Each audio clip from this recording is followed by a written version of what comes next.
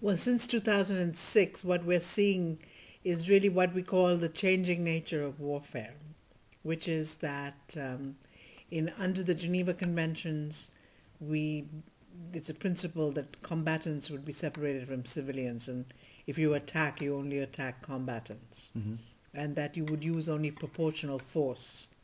Both these principles are really tested now in combat.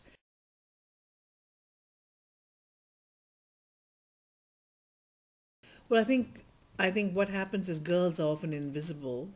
And when we talk about child soldiers, the image that comes usually are of young boys with guns. Uh, but the true fact is that in all these groups, children perform multiple functions. So girls could be wives or domestic aides, but at the same time combatants.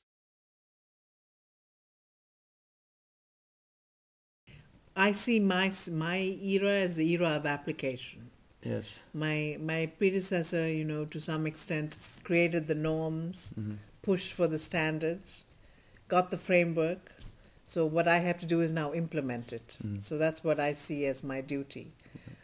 So hopefully that's the strategy, to get all the different multilateral institutions, national governments, and civil society to implement these standards.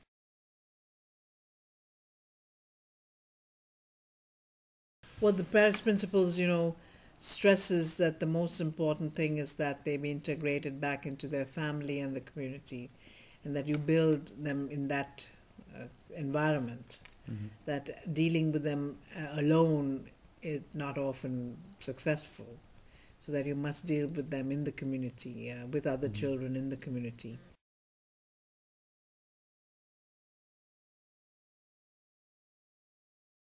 Not enough laws are present that criminalizes this. First, we have to run a campaign to make countries adopt this as a law.